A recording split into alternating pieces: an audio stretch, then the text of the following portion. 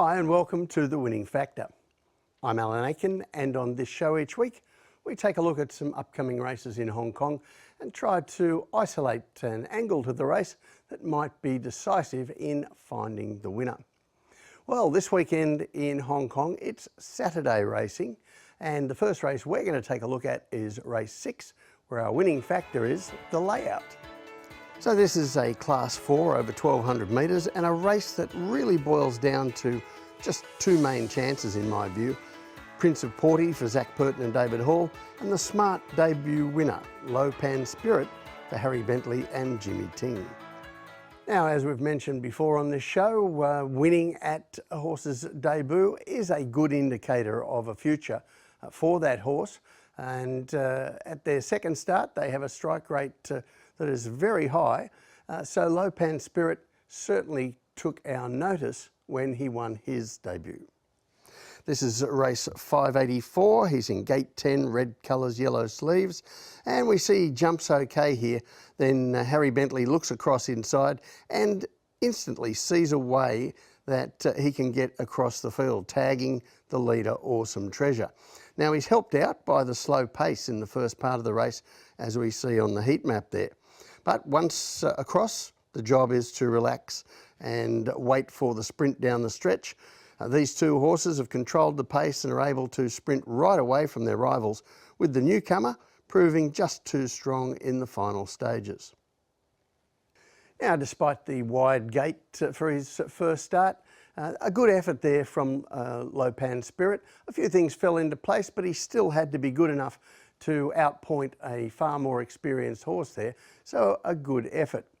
Now, Prince of Porty, the other horse we're looking at here, he won both his first two starts, but that was over a year ago, and his time in Class 3 after that was a bit of a mixed bag.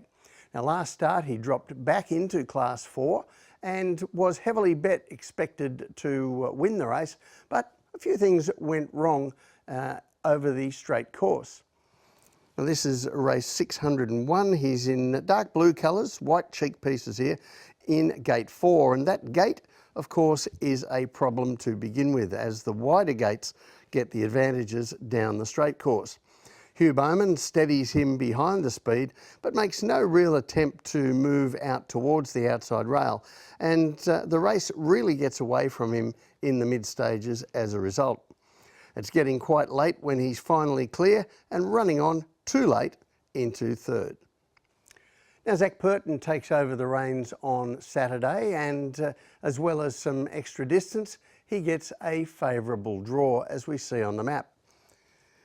Now, a low draw isn't great down the straight 1,000 metre layout, but this time it means a nice spot when you're on the circle, trailing the speed, as Prince of Porty did, winning last year over this course and distance. Once again, it looks like Lowan Spirit might be able to find a horse to bring him across from the outside, this time the speedy Heyday, and this race could turn out similar in shape to his win. So I don't think he's going to be a pushover, but he does need everything to go right again. So the tip from me in race 6 is Prince of Porty. His winning factor, the layout. Now, he had a low draw last start, but down the straight, that's a disadvantage. Back on the circle this time, it's a positive, and he should get a lovely run just behind the speed, while Lowan Spirit, he's looking for a slice of luck coming over again from a wide draw. The other race I want to take a look at is the final event, race 10, and here our winning factor is the map.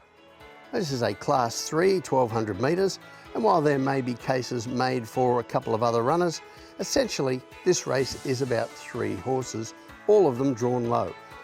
80 Light Years, Stellar Express and Amazing Victory. Now, Amazing Victory has been racing well without any luck at all over 1400 metres where he gets back.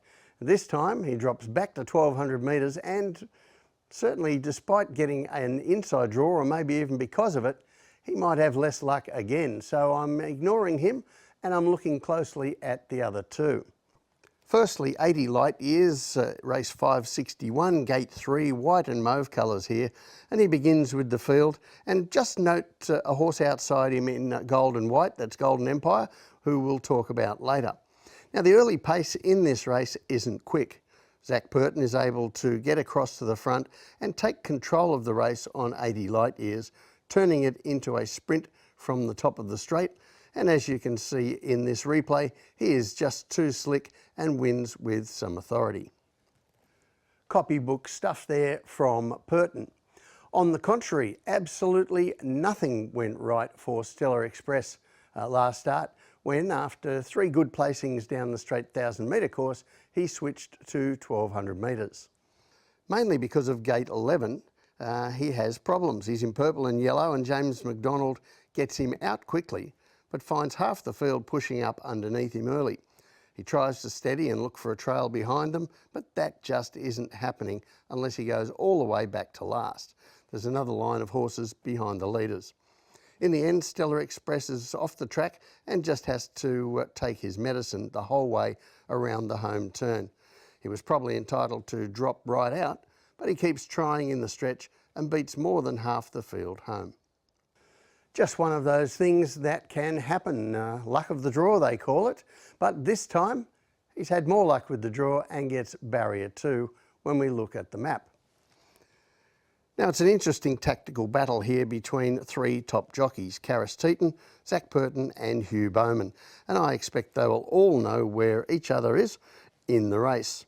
As mentioned earlier, Amazing Victory, who sits off the pace at 1,400 metres, is back in distance and is likely to be stuck back in the field on the inside from gate 1, and I'm not sure that there's an awful lot that Sha Tin can do about that. On the other hand, both Purton's Mount 80 Light Years and Stellar Express for Bowman have tactical speed. Now, I expect Purton to look for the lead again on 80 Light Years, but he just might have a little bit more to do this time than in the replay we saw. Now, you'll remember I highlighted a horse in gold and white colours there, Golden Empire. Now, he was with 80 Light Years in the early stages, but had to steady back to avoid being caught wide. Well, this time he's drawn much closer beside 80 Light Years and has blinkers going on. I think that he'll look to stick much closer to that horse, and it won't be such a soft early sectional for 80 Light Years. Meanwhile, Bowman on Stellar Express will be poised behind them both, wasting no energy and waiting for his call. So the tip from me in race 10, Stellar Express. His winning factor, the map. And it isn't just the fact that he gets a forgive for his last run and a much better draw this time. I think that 80 Light Years might just have to do a little bit more to hold the lead this time than he did in his last start replay. Well, that's it from the winning factor this week. Good luck on Saturday. We'll see you next time.